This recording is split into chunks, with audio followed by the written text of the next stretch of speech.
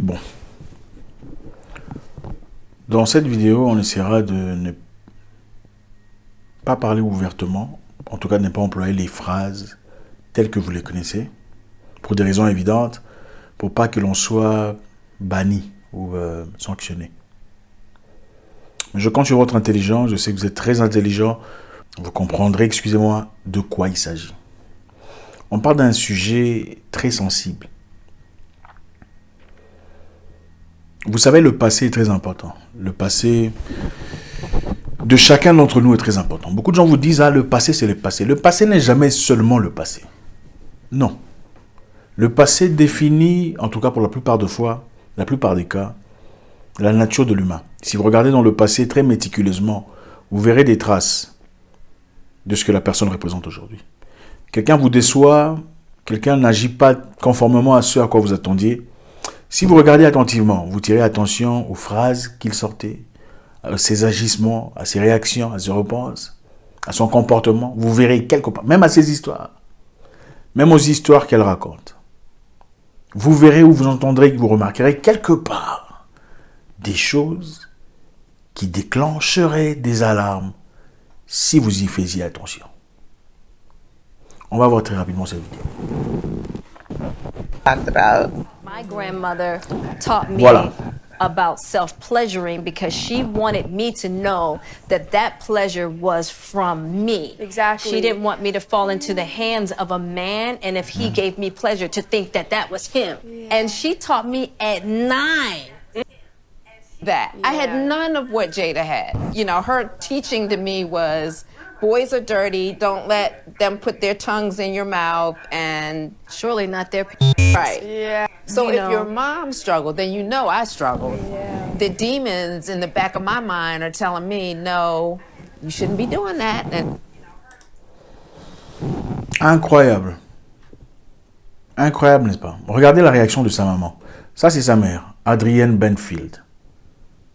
Justement, c'est assez honteux de le dire comme ça. Je ne pense pas qu'elle s'était préparée à ça. Elle voulait quelque part justifier un peu sa mère. Parce que là, on parle de la grand-mère, n'est-ce pas? Do you feel like you have the freedom now? Yes. And where did that come yes, from? over time you realize, hey,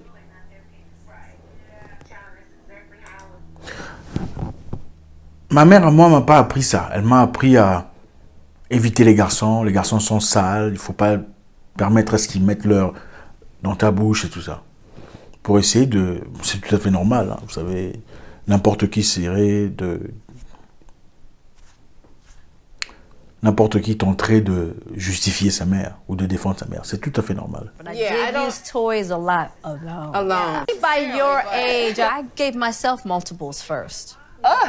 Multiple orgasms. Yep, So- I did. I was really into it at one point, just because I was in an exploration state. And I actually think I went through kind of an addiction too with it. Ooh. And then one day I was just like, enough. Like,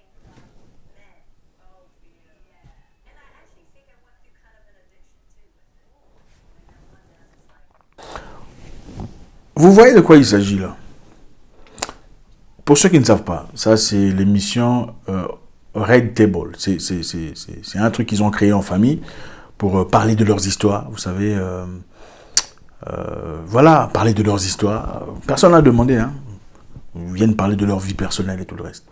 Une maman, sa mère et sa fille, et la copine de sa fille, en train de dire à sa fille que ma grand-mère m'a appris comment je vais essayer d'éviter les mots, hein, me donner du play toute seule. Ma grand-mère m'a appris comment me donner du play toute seule. Pour pas que les hommes, quand ils me donneront du play, ok, pensent que, ou me fassent croire que c'est eux qui me donnent du play.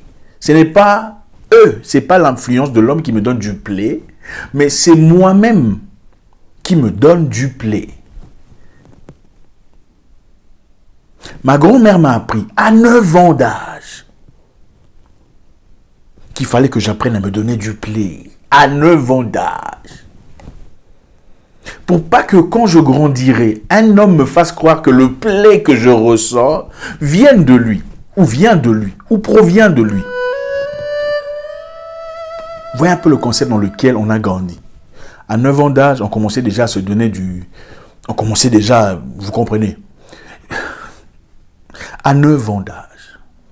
9 ans d'âge. Elle le dit à la télévision, en tout cas en public, à sa fille. Sa grand-mère. Pourquoi sa grand-mère? Bon, dans une société normale, on se poserait la question de savoir pourquoi est-ce que cet enfant apprendrait ce genre d'histoire chez sa grand-mère. Dans la société américaine, afro-américaine, principalement, les gens grandissent chez leur grand-mère. Okay? Les Noirs, en général, ils grandissent chez leur grand-maman.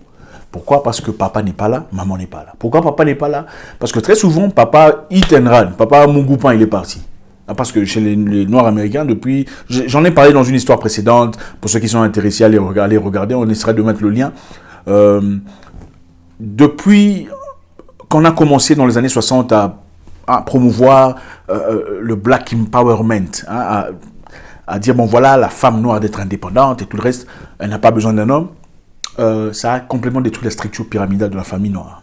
Donc, chez les Noirs, généralement en Amérique, pour ceux qui sont aux États-Unis, vous diront, il n'y a jamais de papa, ou presque jamais de papa. Il y a toujours les mamans.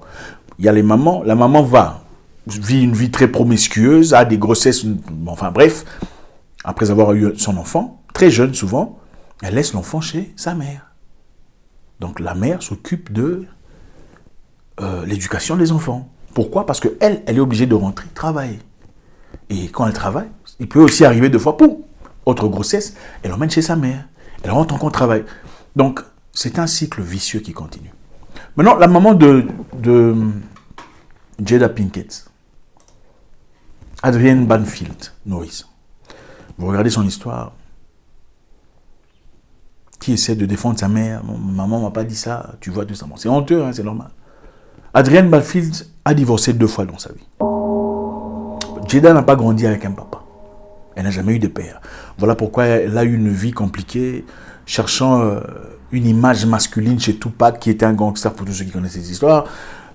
Finalement, n'a pas pu épouser Tupac parce que Tupac était hors de portée, a été brisé par la mort de Tupac, finalement a accepté son second choix qui était Will Smith, et Will Smith qui aujourd'hui en subit les conséquences. Il est en centre de réhabilitation mentale.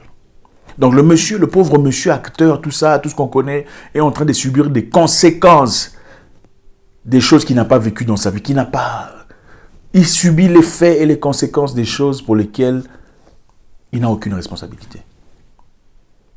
La maman de Jada elle-même dit, ce sont des démons qui nous dérangent. Donc elle reconnaît l'existence des démons dans la famille. Sa maman lui a dit, les garçons sont méchants, les garçons sont sales, il ne faut pas faire ça parce que sa maman, elle, aussi, n'était pas mariée. Jada a grandi son papa parce que sa maman a divorcé plusieurs reprises. Sa maman aussi, donc la grand-mère aussi n'a pas eu de papa. Donc c'est générationnel. C'est une histoire de génération. Du haut en bas. Ne me parle pas de mon histoire. Ne me parle pas de mon passé. Mon passé, c'est mon passé. C'est de la bêtise. Vous pensez que vous pouvez aller sous la douche, prendre une douche, et sortir de la douche, aller en chambre, sans vous essuyer, sans que une personne normalement constituée ne remarque que quelqu'un est passé ici. C'est impossible. Les traces restent toujours à 9 ans d'âge. Il n'y a pas longtemps ici, les gens combattaient, luttaient, les gens résistaient au gouvernement en Angleterre et aux États-Unis quand on voulait promulguer une loi selon laquelle il fallait enseigner les enfants dès le bas âge sur comment, vous comprenez de quoi il s'agit. N'est-ce pas? Bon, elle se présente à la télé pour dire ouvertement au monde. Ma grand-mère m'a appris déjà à 9 ans d'âge comment me donner du plaisir moi-même. À 9 ans d'âge. Pour pas que quand un homme viendra, me donne l'impression que c'est lui qui me donne du plaisir. Toi, tu penses qu'une femme comme ça peut être une bonne femme dans son foyer? Ce n'est pas possible. Parce qu'à la base, on lui a appris qu'aucun homme ne pourra lui donner du plaisir. Donc, c'est elle-même qui se donne du plaisir. Donc, elle est déjà indépendante, autosuffisante. Elle n'a besoin de personne de masculin.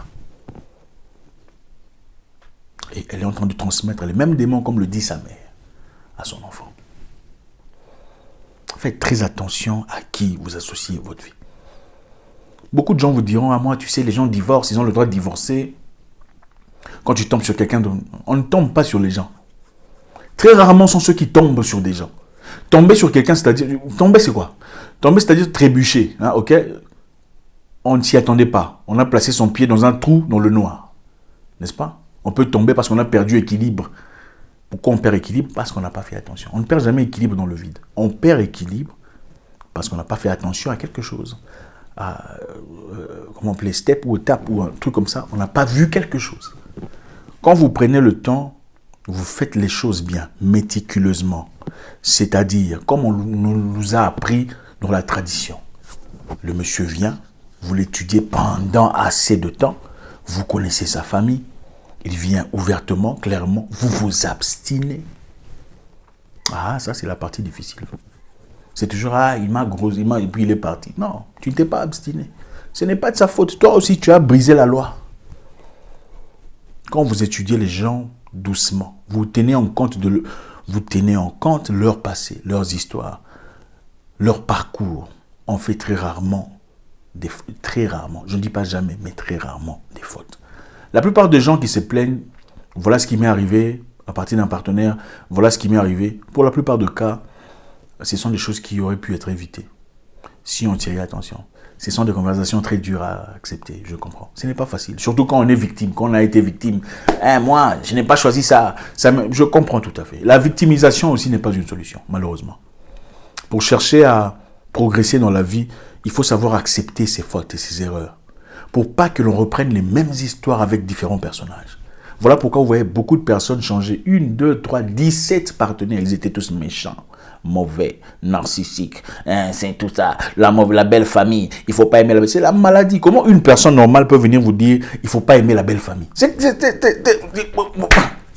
me dépasse. Ça me dépasse. La belle famille, c'est une maladie catégoriquement catégorisée par un seul groupe de personnes. C'est impossible. Une personne qui a grandi dans des bonnes conditions, grandi d'une famille stable, qui n'a jamais eu des vies promiscueuses, qui est venue sans enfant, dans son mariage, qui est venue bien, propre, c'est-à-dire elle n'a pas connu multiples hommes avant, elle n'a pas connu multiples affaires qui ont échoué. Vous ne verrez jamais une telle femme avoir des problèmes avec la belle famille. C'est dur, je sais que c'est très dur à entendre. Vous ne verrez jamais une telle femme avec des problèmes avec la belle famille. Si une femme a des problèmes avec la belle famille, c'est souvent les femmes, voilà, malheureusement. Si une femme, pour la plupart des cas, a des problèmes avec la belle famille, regardez sa famille. Vous y trouverez des problèmes aussi. Le passé est très important. Le passé définit le futur. L'homme ne change pas. Il devient de plus en plus lui-même. C'est difficile à accepter, je comprends tout à fait. Parce qu'on veut se donner le confort de savoir que certainement il a changé, certainement elle a changé. Je ne suis plus la même personne. Oui, les gens peuvent paraître différents. Prenez une prostituée ou un voleur. Vous les mettez dans des conditions très difficiles. Il n'a pas à manger. Sa maman est malade. Il n'a rien. Il y a de l'argent, un sac là-bas. 98% de chance, il va voler. Et puis il va s'excuser. Je ne veux plus faire ça, mais les conditions sont difficiles. Prenez une prostituée dans les mêmes conditions. Elle n'a pas d'argent. Elle n'est pas tout ça. Elle est malade. Sa maman aussi est malade. 98% de chances, vous le mettez devant un monsieur qui pourrait lui offrir 10 000 $. Elle le fera, même pour une soirée. Le passé est important. Il y a des gens qui mourraient sans le faire. Malheureusement. Ce sont des conversations difficiles à accepter. Je comprends tout à fait. Il y aura beaucoup d'objections, on s'y attend. Nous sommes humains. On n'est pas censé avoir la même ligne de pensée. Mais ceux qui se reconnaissent, se reconnaissent. On ne peut pas apprendre à ses enfants à la télévision que soit on a appris à se donner du plaisir à 9 ans. Non, ça n'existe pas. Et puis elle raconte, elle est dans des profondeurs extrêmes, disant « Je suis devenu addict. » Okay? Donc je suis devenue dépendante de ça. Je le faisais 5 fois, 6 fois la journée. Elle dit ça à son enfant. Pas pour accuser ce fait, pour dire que on m'a appris que ce que je me donne comme sentiment là, c'est moi-même. Ce n'est pas l'homme.